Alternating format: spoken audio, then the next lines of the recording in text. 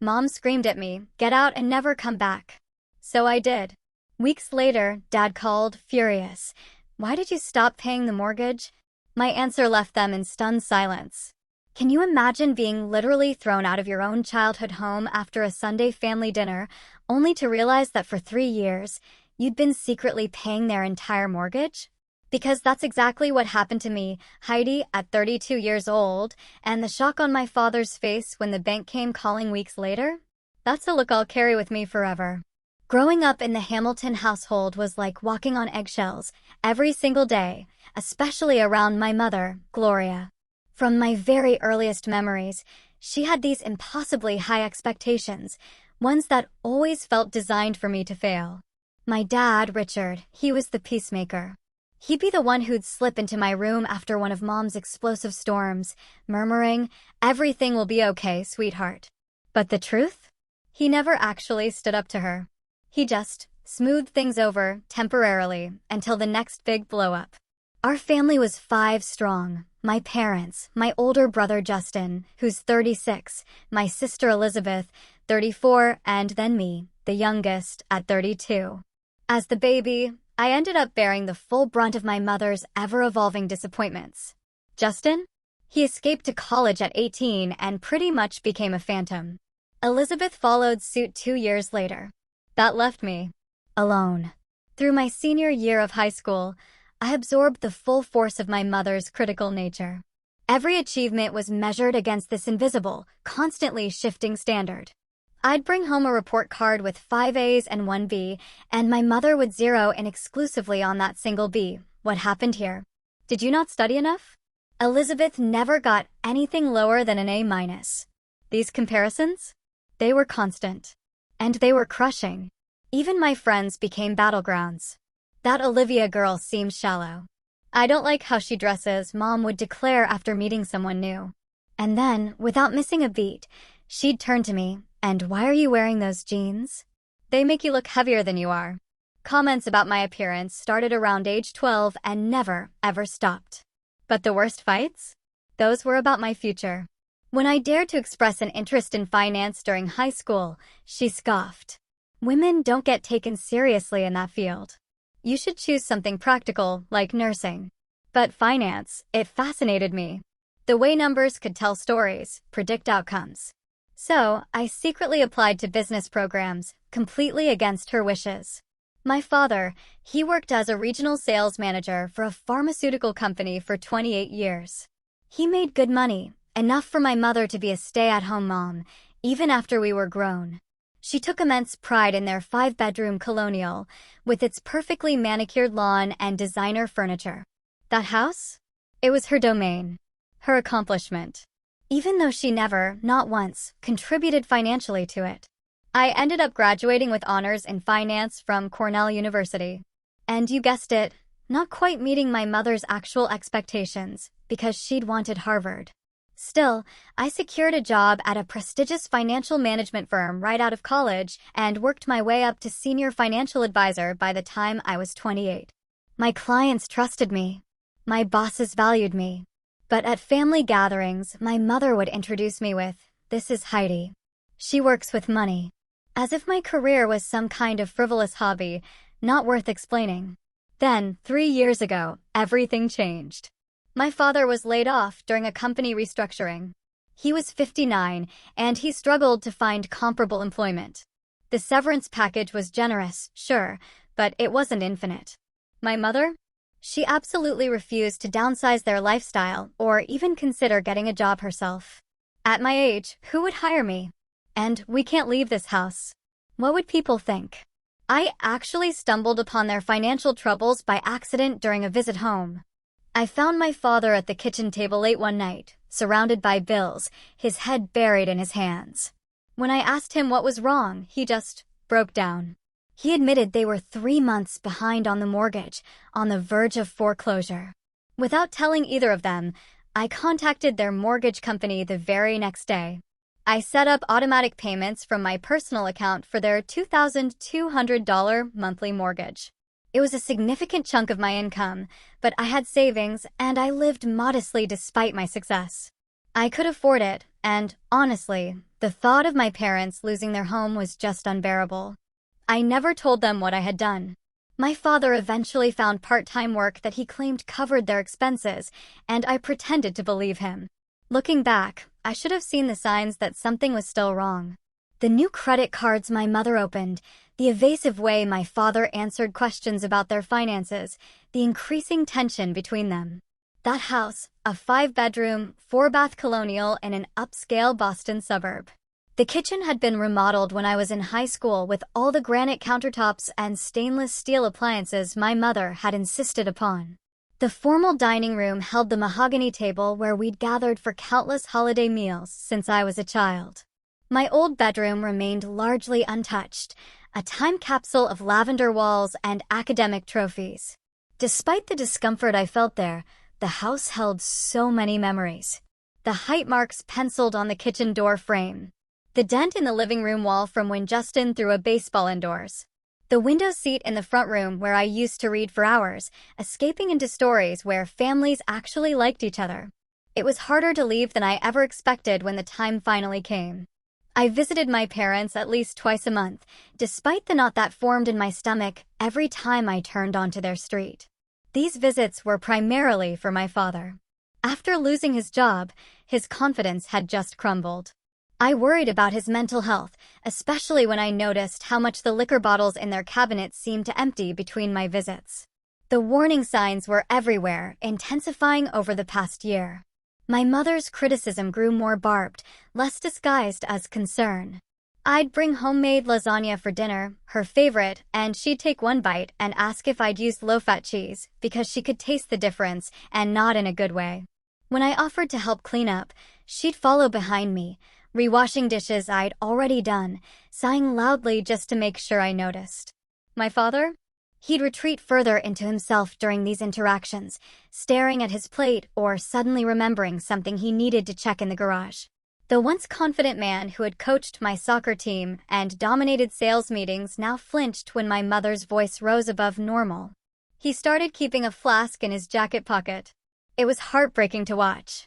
I tried everything to rebuild a connection with my mother. I brought thoughtful gifts, a cashmere scarf in her favorite blue, a first edition of a mystery novel she'd mentioned wanting to read. I took her to lunch at expensive restaurants.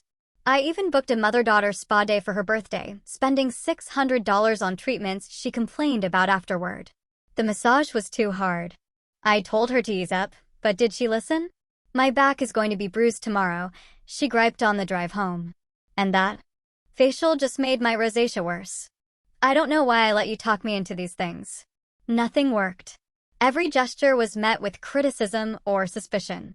Why are you being so nice all of a sudden? What do you want? She asked once, as if kindness could only be transactional. My best friend Sophia saw through my forced cheerfulness when I'd returned from these visits. One night, over wine in my apartment, I finally broke down and told her everything, including the mortgage payments I'd been making in secret. Heidi, honey, this is not normal. Or healthy, Sophia said, refilling my glass. You're 32 years old, successful, brilliant, and beautiful. And you're being emotionally abused by your mother while bankrolling their lifestyle. But they're my parents. I protested weakly. What am I supposed to do? Let them lose their house. Maybe they should lose the house, Sophia countered, her voice firm. Maybe they need a reality check. Your mom refuses to work. They won't downsize. And meanwhile, you're sacrificing your own financial future. Where are your boundaries? I didn't have an answer. In our family, boundaries were seen as selfish, especially when set by children against parents. My mother firmly believed in honor thy father and mother, selectively interpreting it to mean, do whatever we say without question. The cultural expectation weighed heavily too. In our community, adult children were expected to care for aging parents. At church, at neighborhood gatherings, the worst thing you could be was an ungrateful child who abandoned family responsibilities. The fact that my parents were only in their early 60s and perfectly capable of supporting themselves with adjustments seemed irrelevant against the weight of these expectations. So, I continued the visits, the payments, the emotional gymnastics. I started having panic attacks the night before seeing them, my chest tightening until I could barely breathe. My therapist suggested reducing contact, but the guilt was overwhelming. What kind of daughter would I be if I abandoned them now? What I didn't fully recognize then was how my mother's resentment toward me had been growing alongside my success. Each promotion, each client commendation, each financial milestone I reached seemed to deepen her bitterness. She had given up a promising career in real estate to raise children, a fact she reminded us of frequently. Seeing me thrive in my chosen field, unmarried and child-free by choice, contradicted everything she had been taught about a woman's worth and purpose. "When are you going to settle down?" became her constant refrain. Careers are nice, but family is what matters in the end. No one wishes they had spent more time at the office on their deathbed. The irony that she seemed to actively dislike her own family was apparently lost on her. The final warning sign came 2 weeks before everything fell apart. I'd stopped by unannounced on a Tuesday evening, bringing dinner from their favorite Italian restaurant. I let myself in with the key they'd given me years ago and heard my mother's voice from the kitchen. "She thinks she's so special with her fancy job and her fancy apartment," she was saying, presumably to my father. "Little Miss Perfect, always showing off. Does she think we don't see right through her?" I froze in the hallway, the paper bag of food growing heavy in my arms. "Gloria, please," my father's voice sounded tired. "She's just trying to help. We don't need her help." My mother snapped. "We were fine before she started interfering. I raised her better than this, to be so condescending." I backed away silently and left without them ever knowing I had been there. I sat in my car for 20 minutes, shaking, before I could drive home. That night, I called Sophia and cried until my throat was raw. "Next time will be different," I promised myself, as I had countless times before. "Next time I will stand up for myself." But old habits die hard, and the fear of confrontation had been conditioned into me since childhood. I didn't know then that next time would be the breaking point for all of us. My father's 60th birthday fell on a Saturday in April. Despite my anxiety after overhearing my mother's comments, I decided to go home for the weekend to celebrate with them. I brought an overnight bag and a carefully wrapped gift box containing a Rolex watch I had spent months saving for. It was the exact model my father had admired in a magazine years ago, saying, "Maybe when I retire." With his job loss, that retirement Rolex had become an impossible dream, and I wanted to give him something special, something to lift his spirits. The tension was palpable from the moment I arrived. My mother greeted me with a stiff hug and immediately commented on my hair. "Oh, you cut it again." It was finally getting to a nice length. I had actually grown it out for months, but correcting her would only lead to an argument. I had arranged for dinner reservations at an upscale steakhouse my father loved, but my mother vetoed the plan.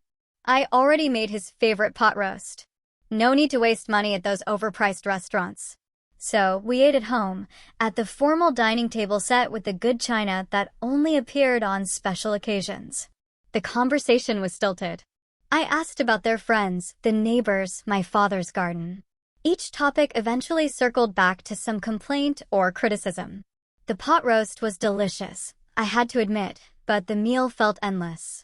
My father drank 4 glasses of wine and grew quieter with each one. When it came time for presents, I nervously handed over the blue gift box.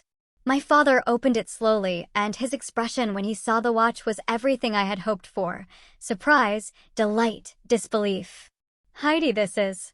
I cannot accept this." "It's too much," he stammered, even as he removed it from the box and turned it over in his hands. "Of course you can," I insisted. "You deserve it, Dad. Happy birthday." My mother's face went rigid. "How much did that cost?" she asked sharply. "Gloria," my father warned, but she ignored him. "Must be nice to have so much disposable income," she continued, her voice dripping with venom. Meanwhile, we're counting pennies for groceries. The evening deteriorated from there. My father tried to smooth things over, but the damage was done. I went to bed early in my old room, texting Sophia, "Remind me why I do this to myself." Her response was immediate, "Because you're a good person who loves her dad. Hang in there. Call if you need me." The next morning, I woke early and went downstairs to make coffee. The house was quiet, my parents presumably still asleep. As I waited for the coffee to brew, I heard their voices drifting from the study across the hall. The door was partially open, and their words carried clearly. "We can't keep doing this, Gloria," my father was saying. "The credit cards are maxed out. The property taxes are due next month. We have to tell her." "Tell her what?" My mother snapped. "That we're failing? That's exactly what she wants to hear so she can swoop in and play savior. That's not fair. She would help us if she knew. I'm not taking charity from my child. We will figure it out." "How?" "I'm working part-time at a hardware store, making a fraction of my old salary. You refuse to get even a part-time job. We are underwater, Gloria." Their voices dropped, and I strained to hear. My heart was pounding. They were in worse shape than I had thought. And my father had been hiding it from me, despite my help with the mortgage. When they came into the kitchen 20 minutes later, I had made a decision. I would offer to help them create a financial plan, something sustainable that would allow them to keep their home and their dignity. It was literally my job to help people in financial crisis. I could do this for them. I waited until we were all seated with coffee before speaking. "Mom, Dad, I couldn't help overhearing some of your conversation earlier. I know things have been tight since Dad lost his job, and I want to help." My mother's face went white, then red. "You were eavesdropping on us?" "No, I was in the kitchen." "Your voice is carried." I took a deep breath. "Look, financial planning is what I do professionally. Let me help you create a budget. Maybe look at refinancing options for the house. So now we need your professional help?" My mother's voice had taken on that dangerous edge I recognized from childhood. "You think we're incompetent? That we can't manage our own affairs?" "That is not what I said at all." I tried to keep my voice calm, but it was hard. "But it sounds like things are serious, and I have resources and knowledge that could help." "Of course you do," she said sarcastically. "Little Miss Perfect with all the answers. You have no idea what the real world is like. You've had everything handed to you." The sheer unfairness of this statement stunned me. I had worked through college, graduated with loans I'd paid off through years of careful budgeting. Nothing had been handed to me except criticism and impossible standards. "Mom, that is not true, and you know it," I said, my voice stronger than I expected. "I have worked incredibly hard for everything I have, and I am just trying to help." "We don't need your help," she snapped. "And we certainly don't need your judgment." "It's not judgment. It's concern," I insisted. "Dad just said you are underwater financially. The property taxes are due. Your credit cards are maxed out. These are serious problems. Problems that are none of your business," she said, her eyes flashing.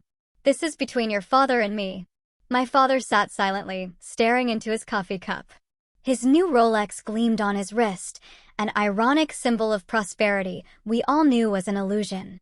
"Dad," I said softly, "please say something." He looked up, his eyes tired. "Your mother is upset, Heidi. Maybe we should discuss this another time." That was it. Something broke inside me. After 3 years of paying their mortgage, after decades of walking on eggshells, after endless criticism and emotional manipulation, I was done being the family punching bag. "There won't be another time," I said, my voice shaking with a quiet fury. "This pattern never changes. Mom attacks, Dad enables, and I'm supposed to take it because we're family." "Well, I'm done." My mother stood up so quickly her chair tipped backward. "How dare you speak to us like that in our own home after everything we have done for you?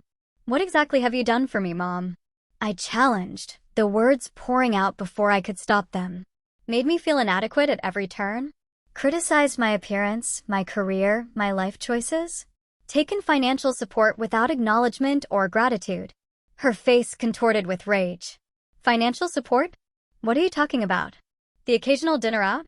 The birthday gifts? Do you want a medal for doing the bare minimum a daughter should do?"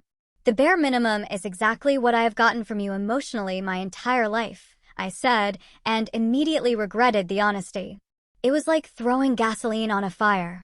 My mother exploded. "You ungrateful, selfish girl. After everything I sacrificed for you. I gave up my career to raise you. I devoted my life to this family. And this is the thanks I get? Judgment and disrespect in my own kitchen."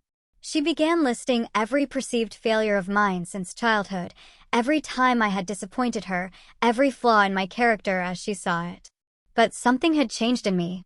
For the first time, I heard her words not as truth, but as the desperate, lashing out of someone who could not face her own unhappiness. It still hurt, but differently. Like an old wound being prodded rather than a fresh cut. I'm not doing this anymore, I said quietly, standing up. I'm going to pack my bag and go home. Running away as usual, she sneered. Can't handle the truth? The truth is that you are angry and bitter, and you are taking it out on me because I am a safe target, I said, the words cutting through the air. The truth is that I have been paying your mortgage for 3 years without telling you, because I knew you would react exactly like this, making it about your pride instead of practical solutions. The room went silent. My father's face drained of color. My mother's mouth opened and closed without sound, for once speechless. Then she found her voice, and it was ice cold. Get out.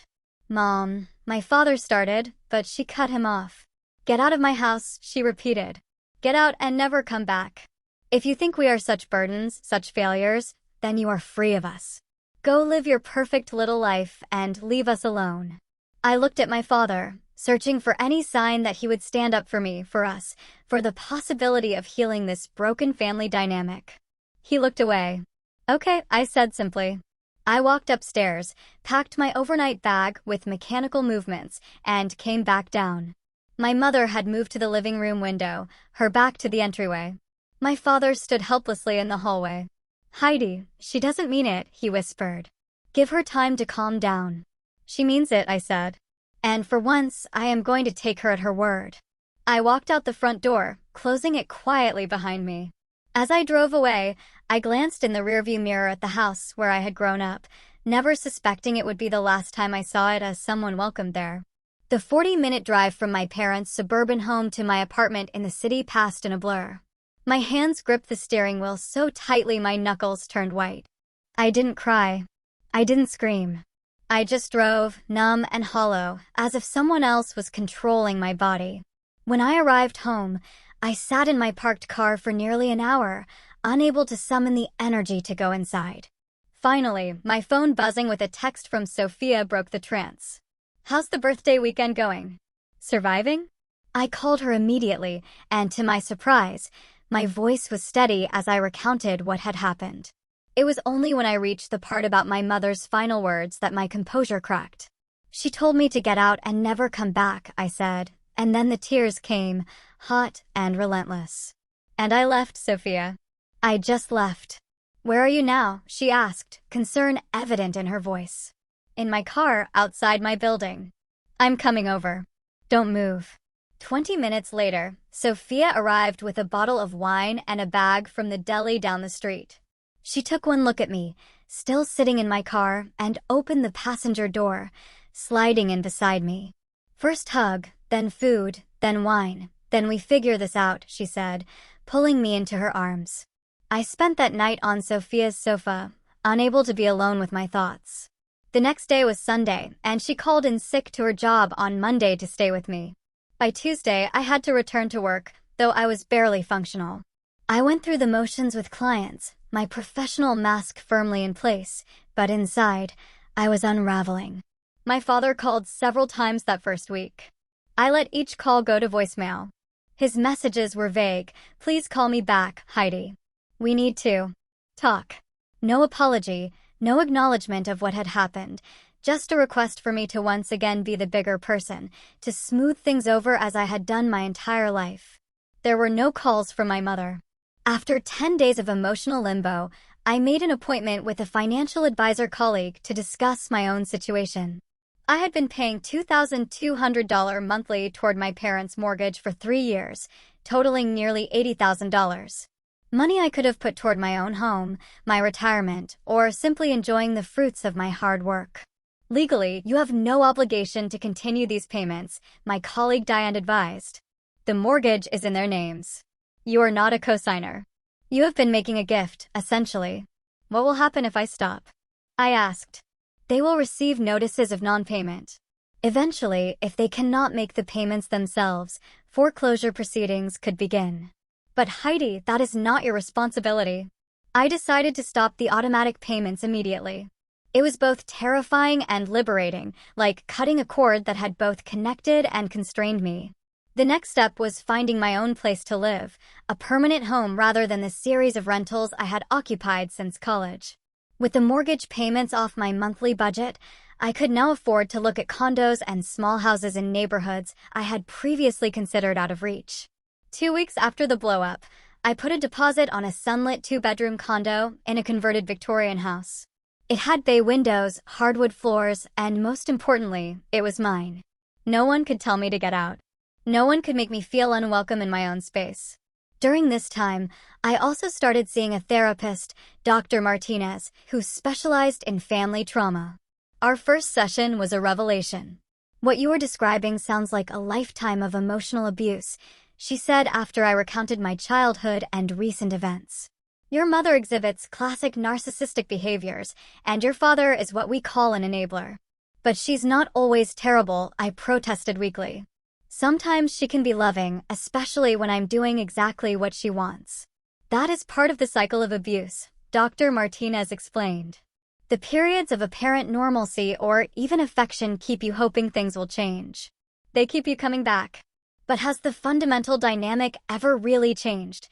I had to admit it had not. The good periods were just lulls between storms, never representing real growth or healing. Through therapy, I began to recognize patterns I had never seen before. How my mother would create crises to pull me back when I was establishing independence. How she would undermine my confidence before important life events. How she would pit family members against each other to maintain control. "What about the mortgage payments?" I asked Dr. Martinez during our third session. Was I enabling them by paying without telling them? She considered this thoughtfully. "Your intention was to help, but keeping it secret did prevent them from facing reality. It allowed your father to avoid taking necessary action and your mother to maintain denial about their situation. So, I was wrong to help." The thought was painful. Not wrong. You acted out of love and concern, but sometimes helping can hurt in the long run. True help would have been working with them to develop financial independence, not creating financial dependence. The hardest part of those weeks was learning to sit with guilt without acting on it. When I would think about my parents possibly losing their home, my instinct was to rescue them, to sacrifice my own well-being to preserve theirs.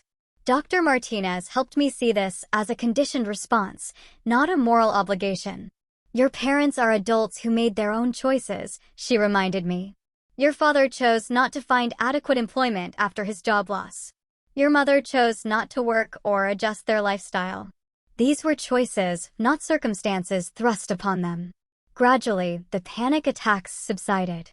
I slept through the night more often. I stopped checking my phone constantly for messages from my father. I began to embrace the possibility that life could be different, that I could love my family without being consumed by them. I threw myself into making my new condo a home. I painted the walls colors my mother would have hated, a deep teal in the living room, a sunny yellow in the kitchen. I bought furniture that suited my taste rather than what would impress others. I created a home office where I could work on personal financial projects, including a revised retirement plan now that I had an extra $2,200 monthly to invest. Through it all, there was a lingering sadness. Despite everything, I loved my parents. I missed the father who had taught me to ride a bike, who had slipped me extra allowance for books, who had been proud of me before my mother convinced him not to be. I even missed the mother who, in rare moments of connection, would share stories of her own childhood dreams or laugh genuinely at a shared joke. But I could not miss them enough to destroy myself in the process of loving them. That was the boundary I was finally learning to set. Exactly 3 weeks and 2 days after I walked out of my parents' house, my phone rang with my father's number while I was at work. I had been expecting this call, yet was still unprepared for the rush of emotion that hit me when I saw his name on the screen. I was alone in my office between client meetings. So I took a deep breath and answered, "Hello, Dad." "Heidi," he sounded relieved that I had picked up. "How are you, sweetheart?" The casual normalcy of his greeting, as if nothing had happened, was jarring. "I'm okay," I said cautiously. "How are you?" "Oh, you know, getting by." There was an awkward pause. "We've missed you at Sunday dinners." I said nothing, waiting. If he wanted to pretend everything was normal, he would have to do it without my help. "Your mother has been asking about you," he continued, which I knew was a lie. If my mother had been asking, it was not out of concern. Has she? I kept my voice neutral. He cleared his throat. Well, you know how she is. She has her pride, but I know she regrets what happened. Did she say that? I asked. Another pause. Not in those exact words, no, but I know she does. My heart sank.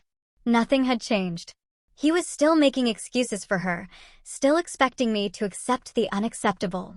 Dad, why are you calling? I asked directly. Can a father not call his daughter just to check in?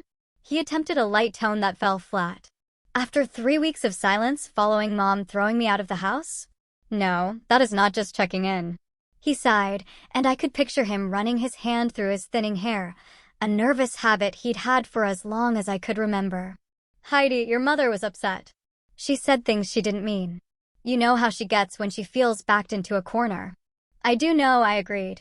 I have known my entire life. That does not make it okay. No one is saying it's okay, he backpedaled. But family is family. We have to forgive each other. Forgiveness requires acknowledgement and change, Dad. Has Mom acknowledged what she did? Has anything changed? The silence on the other end of the line told me everything I needed to know. I thought so, I said softly.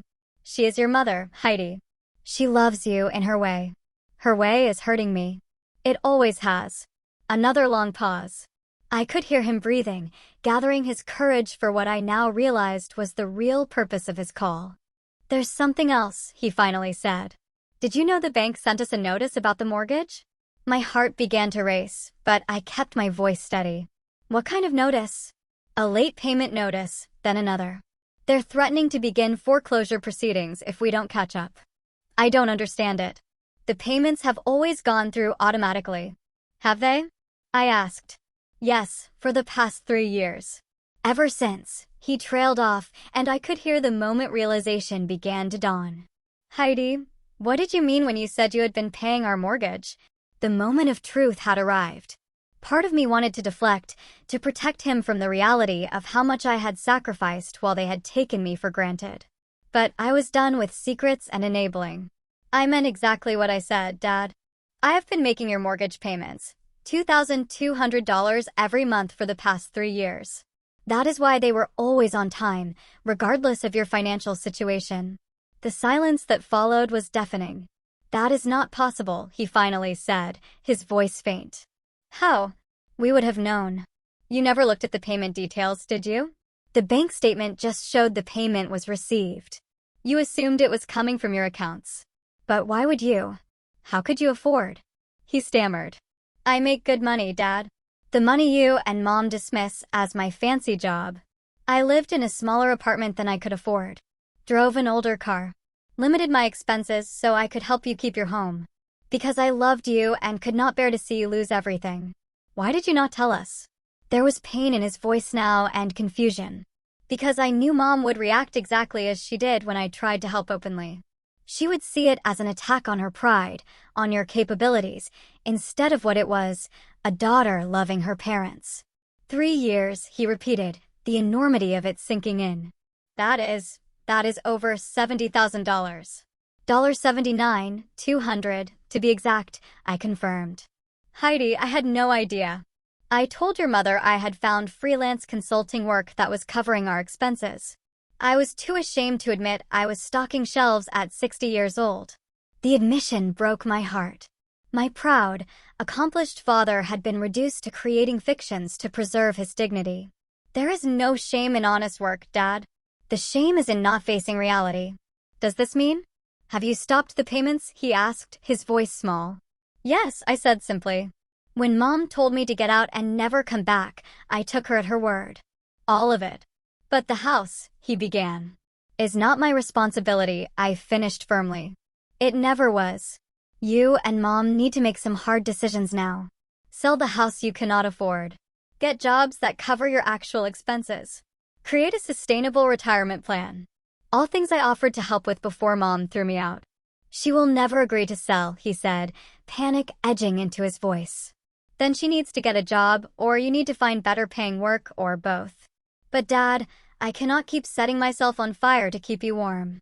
I understand, he said, though I was not sure he did. What you did for us. I don't know what to say. You don't need to say anything. But I do need you to understand that things have to change. I am not coming back to the old dynamic. I am not going to be the family scapegoat anymore. Of course not, he agreed quickly. I will talk to your mother. I will make her understand. I almost laughed at the idea that he could make my mother understand anything she did not want to acknowledge. Good luck with that. Could we meet to talk about all this in person? He asked hopefully. I considered refusing. The thought of facing either of them again so soon made my stomach clench. But I also knew that written boundaries were clearer than unspoken ones. Not at the house, I said firmly. I will meet you at Riverside Cafe on Thursday at noon. Just you, not Mom. I am not ready to see her yet. He agreed quickly, thanking me repeatedly before we hung up. After the call ended, I sat at my desk shaking. I had finally told the truth, and the world had not ended. In fact, for the first time in years, I felt like I could finally breathe. I arrived at Riverside Cafe 20 minutes early on Thursday, choosing a table in the back corner where I could see the door.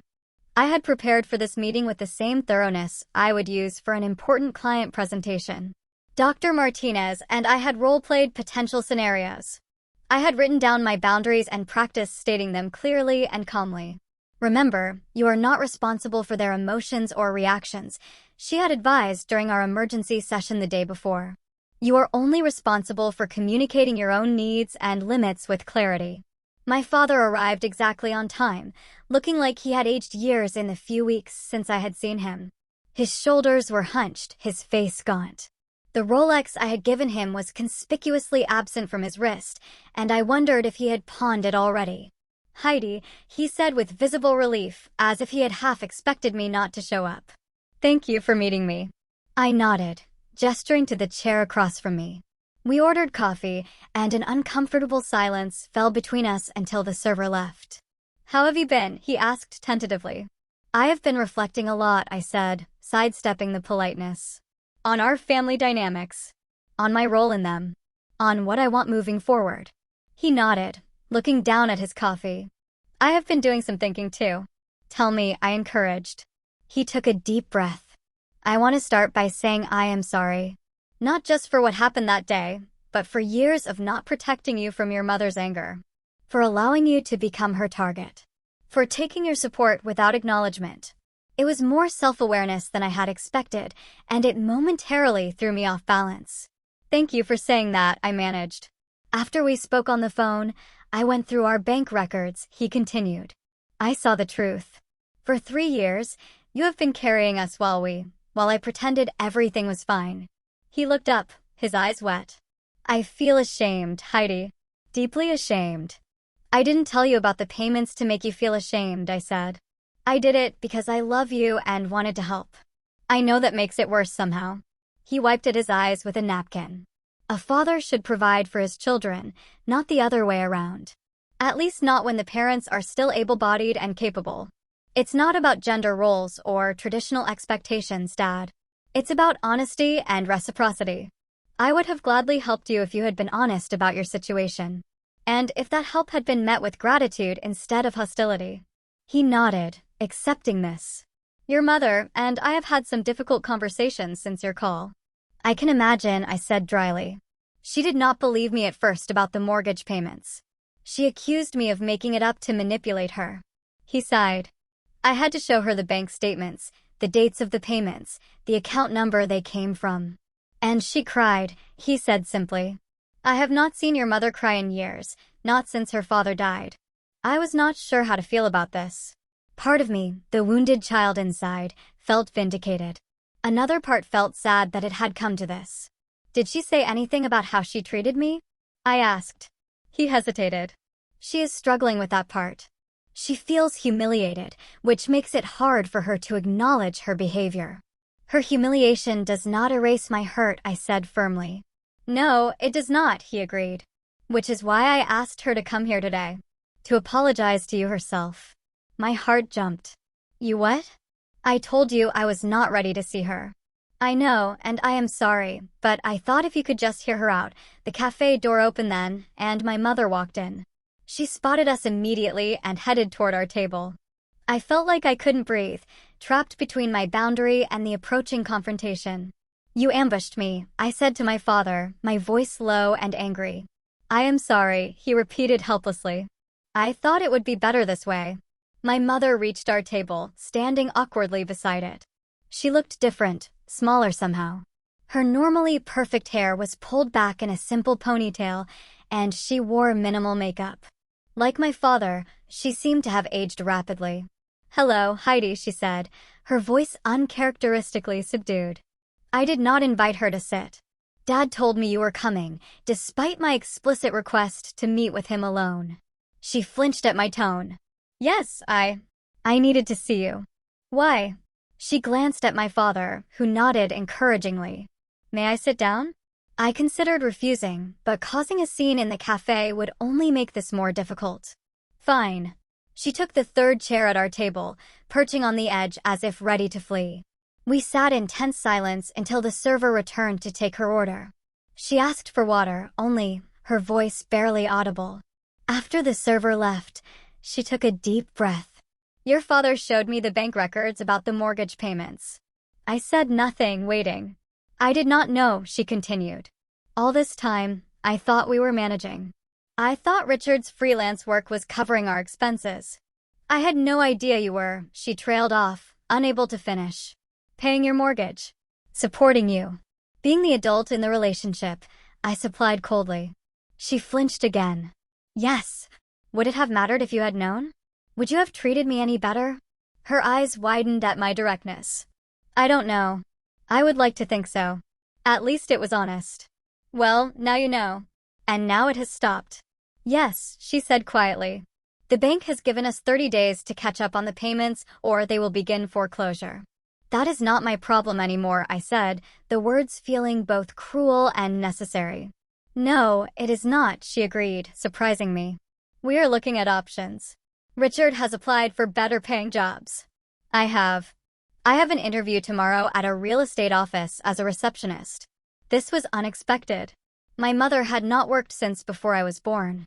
Her identity was wrapped up in being a homemaker and maintaining the perfect house and hosting the perfect dinner parties. That is a start, I acknowledged, but it will not be enough to keep the house.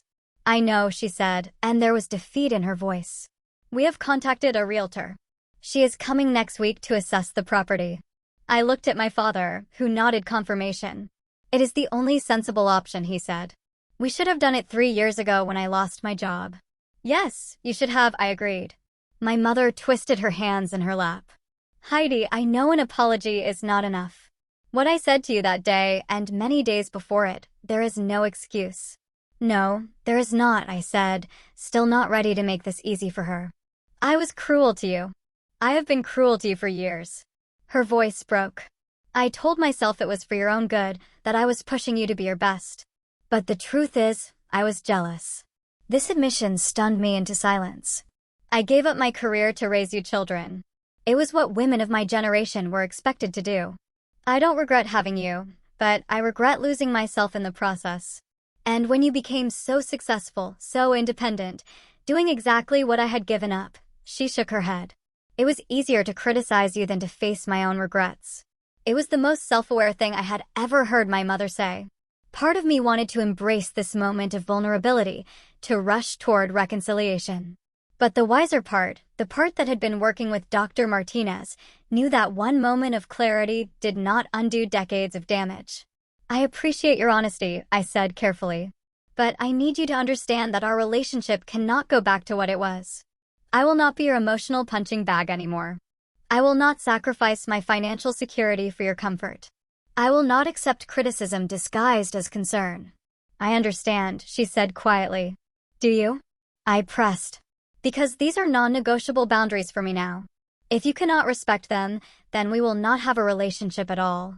My father reached across the table toward my hand, but stopped short of touching me. We want to do better, Heidi. Both of us. We want to rebuild what we have broken, if you will give us that chance. I looked between them, these flawed, human parents of mine. I cannot make any promises right now. I am still processing everything that happened, not just that day, but throughout my life. I need time and space. Of course, my father said quickly. Whatever you need. And I want you both to consider therapy, I added. individually and as a couple. There are issues here that go beyond money. My mother's mouth tightened reflexively, but she nodded. If that is what it takes.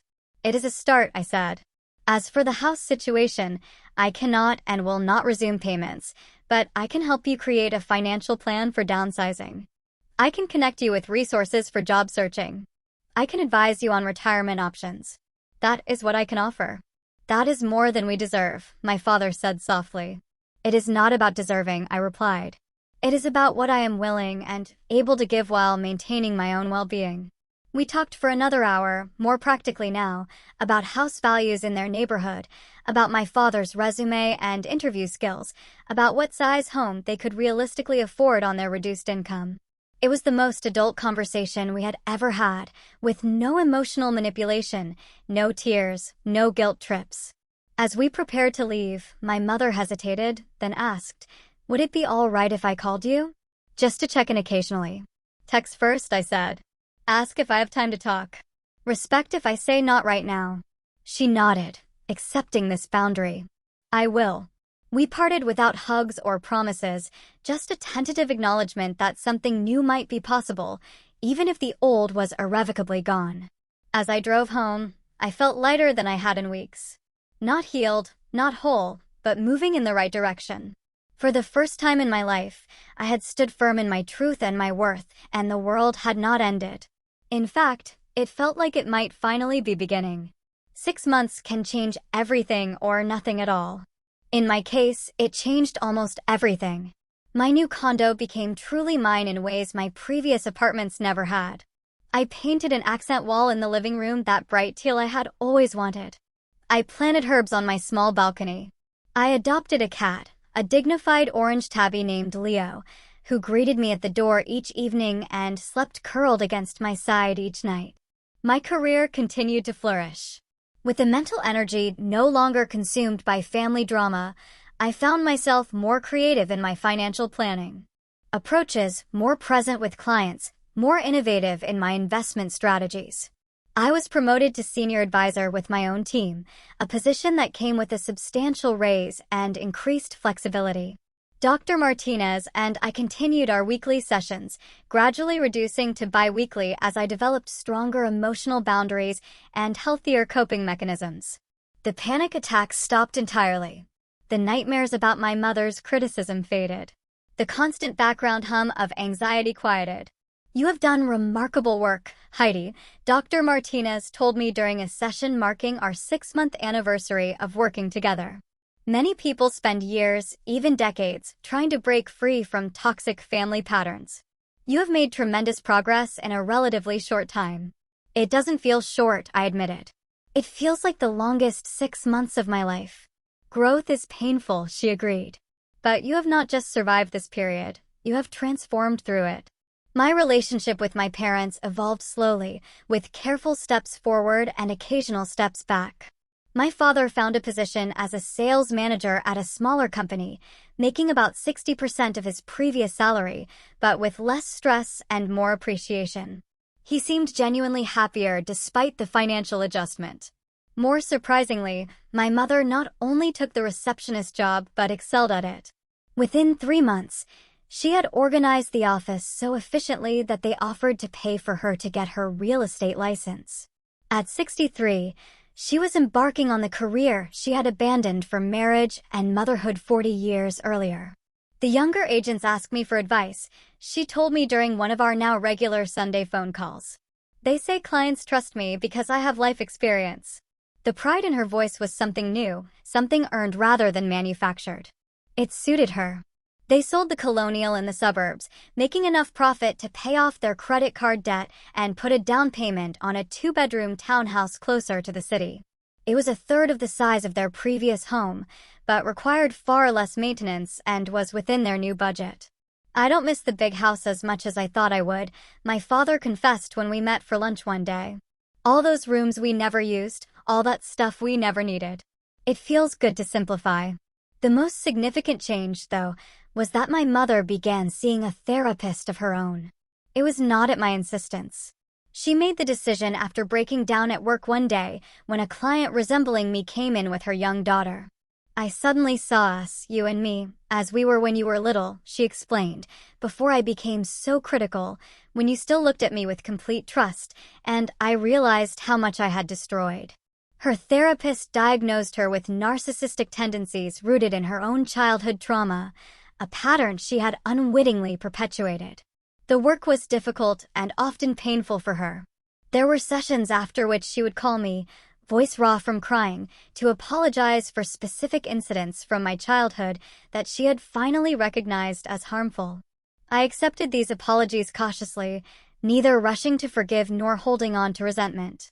Dr. Martinez helped me understand that forgiveness was a process, not a single act, and that it was primarily for my own peace rather than my mother's absolution. Our new relationship was built on clearer communication and firmer boundaries. I visited them in their new home once a month, no more. We spoke on the phone weekly, but I felt free to end calls that became negative or draining. I no longer automatically said yes to every request. No longer felt responsible for their happiness or security. The strange thing is, my father observed during a rare moment of insight, now that you are not carrying us, we have learned to stand on our own. It has been good for us. As painful as the process was, the hardest lesson for all of us was learning the difference between helping and enabling. I still offered professional financial advice, but I no longer paid their bills. I celebrated their successes, but did not rescue them from the consequences of their choices. I loved them without sacrificing myself in the process. As summer turned to fall and fall to winter, I found myself reflecting on how much had changed in less than a year. The previous Christmas had been tense and performative, with expensive gifts exchanged in the grand house, everyone pretending we were the perfect family. This Christmas would be simpler, in their modest townhouse, with homemade gifts and honest conversation. What I've learned, I told Sophia over dinner at my place, is that standing up for myself didn't destroy my family. It transformed it into something more authentic. You gave them the opportunity to grow by refusing to stay small, she observed wisely. Exactly. And I gave myself permission to live my own life, not the one my mother had scripted for me. That script had always ended with me married to a successful man, living in a house like theirs, having children who would repeat the cycle. Instead, I was building a different story, one where success was measured by peace rather than possessions, where relationships were based on mutual respect rather than obligation, where love did not require the sacrifice of self. The irony was that by setting those boundaries, by refusing to continue paying the mortgage and enabling their financially unsustainable lifestyle, I had helped my parents find their own strength and independence. My mother was happier working than she had ever been as a homemaker. My father was rediscovering interests and friendships that had been overshadowed by career pressure. We were all, in our own ways, finally growing up. Sometimes, the greatest act of love is not sacrificing everything, but rather allowing others the dignity of facing reality. Sometimes the strongest families are not those that never break, but those that learn how to rebuild differently after breaking. And sometimes, the deepest healing comes only after the most painful truths have been spoken aloud. If you've found yourself in a similar situation, trapped in unhealthy family dynamics or carrying burdens that are not yours to bear, I truly hope my story offers some encouragement. Setting boundaries is not selfish. It is necessary for authentic relationships. Loving someone does not mean sacrificing your well-being for theirs. You can honor your family while still honoring yourself. I would love to hear about your experiences with family boundaries or financial independence in the comments below. Has anyone else discovered that stepping back actually helped their loved ones step up? Your story might be exactly what someone else needs to hear today. Thank you for listening, and remember, true love uplifts rather than diminishes.